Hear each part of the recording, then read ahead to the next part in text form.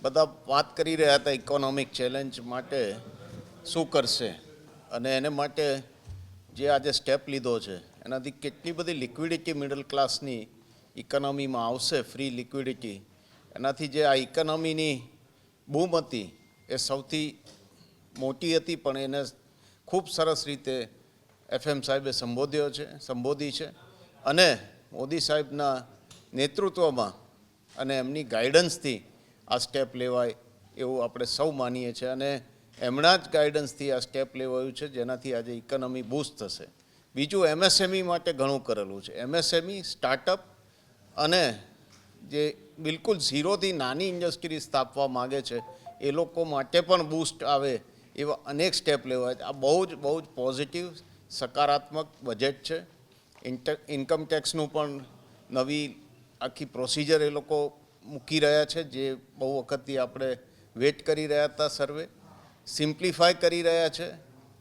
TDS simplify કર્યો છે, TCS simplify કર્યો છે અને અનેક જે ટેક્સેશનની જે લેવલ હતા અનેક જુદા જુદા એને પણ સિમ્પ્લિફાય કર્યો છે. એટલે કોઈ વર્ડ્સ નથી આ બજેટ માટે અને આ ખૂબ પોઝિટિવ આની આઉટકમ આવશે ઇન્ડિયન ઇકોનોમી માટે. અને જે આપણો જે મધ્યમ વર્ગ છે, જે વર્ગ અત્યારે ઇકોનોમીને બૂસ્ટ આપી રહ્યો છે, આગળ ધપાવી રહ્યો છે, એ બધાને માટે આ ખૂબ જ પોઝિટિવ બજેટ છે. અને ટેક્સેશનનું પણ નવું જોઈશું કે કઈ રીતે એમને સિમ્પ્લિફાય કર્યા છે. ટેક્સ સ્લેબ્સ એ પણ ડિટેલમાં આવશે, તારે અમે એની ઉપર ટિપ્પણી આપી શકીશું, પણ ટેક્સ સ્લેબ્સ પણ એ લોકોએ ખાસ્સા સિમ્પ્લિફાય કર્યા છે, જે FM એ આપણને જણાવ્યું સ્પીચમાં.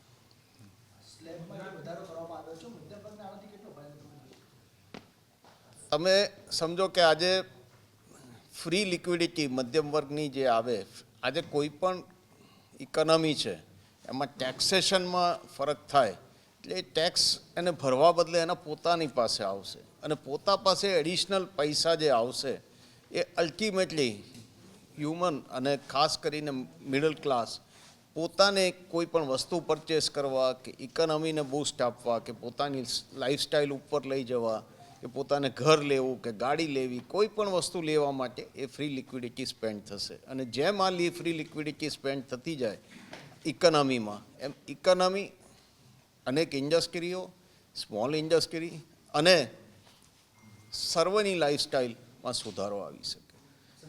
જે પ્રકારે સ્મોલ સ્કેલ ઇન્ડસ્ટ્રીઝની, મીડિયમ સ્મોલ સ્કેલ ઇન્ડસ્ટ્રીઝ માટેની જાહેરાત કરી છે, કઈ રીતે આને તમે જોઈ રહ્યા છો ઇન ફ્યુચર કે એ વધારે ફ્રૂટફુલ રિઝલ્ટ્સ આપશે અને જે MSMEs છે ફરીથી એક નવા સ્ટેજ ઉપર કે પોતાનું જે જૂનું એક એ હતું એના ઉપર ફરીથી સસ્ટેન થઈ જશે? દરેક આપણી જે ઇકોનોમી છે ને, આપણે ગ્લોબલ ઇકોનોમી બનવા જઈશું. આ 2047નું જે વિકસિત ભારતનું વિઝન છે એમાં તમારે ગ્લોબલ ઇકોનોમી બનવાનું છે અને ગ્લોબલ ઇકોનોમી બનવા માટે તમારે એક્સપોર્ટ કરવાનું છે, તમારે દુનિયા જોડે સંકળાવવાનું છે. અને આજે કોઈ પણ ઇન્ડસ્ટ્રી હોય મોટી કરતાં MSME જે મિડલ લેવલની ઇન્ડસ્ટ્રી છે એનો બહુ જ મોટો રોલ છે ઇકોનોમીમાં, ગ્રોથમાં, તમારી જોબ ક્રિએશનમાં અને તમારું દેશને આગળ લઈ જવા. તો આ જે MSME સેક્ટરને જેટલું મજબૂત કરતા જશે અને જે કરવા માટે આજે FM એક બહુ જ ભાર દીધો છે,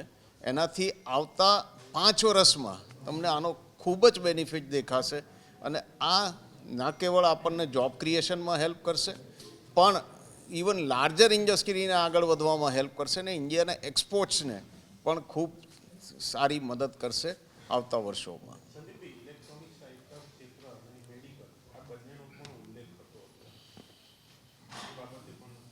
મેડિકલમાં આજે આપણે આપણું મેડિકલ અપગ્રેડ કરવામાં, મેડિકલની સુવિધા ગામડે ગામડે પહોંચાડવામાં અને આપણી આખી જે વસ્તી છે એને લાભ આપવામાં ખૂબ અગત્યનો છે.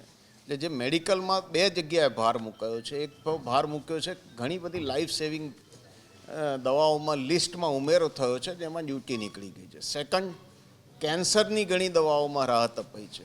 ત્રીજું, એમણે મેડિકલ સીટ વધારવાનું કીધું કે ડૉક્ટર્સ વધારે ને વધારે દેશને જોઈએ, આગળ જેમ દેશ વધતો જાય તો નવા ડૉક્ટરો માટેની સીટ્સ વધારવા માટે ભાર મૂક્યો છે.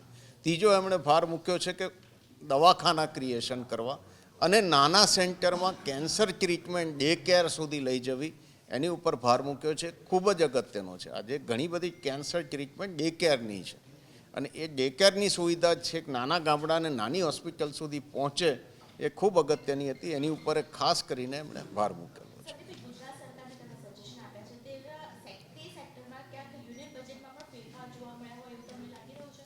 સજેશનમાં ક્યાંક તમને નોંધ લેવાઈ હોય એવી યુનિયન બજેટમાં? અમે યુનિયન બજેટમાંય સજેશન મોકલ્યા છે અને એ સજેશનમાં જે અમારું ખાસ કરીને ભાર હતો MSMEને મદદ કરવું અને બીજો ભાર હતો કે ભાઈ ટેક્સેશન લોડ કોમન માણસ માટે જેટલો બને એટલો રિડ્યુસ કરવો. આ બે પોઈન્ટનું ખૂબ સારી રીતે આમાં સમાવેશ થયો છે અને એને કોઈ ઇમેજિન ના કરી શકે એ લેવલે એકદમ ટેક્સ રાહત મળી છે. એટલે આને માટે કોઈ વર્ઝ જ નથી. માણસ એકદમ આખું ઇન્ડિયા માટે આજે ખરેખર ઉજવણીનો દિવસ છે. વધુ 7 ટેરિફ રદ કરવાની જાહેરાત પણ એમણે કરી. કયા ટેરિફ હશે એની શું અસર થશે? એને માટે હું રિક્વેસ્ટ કરીશ જયમીનભાઈને કે આ ટેરિફની ડિટેલ આપે. ડિટેલમાં જોવું પડશે.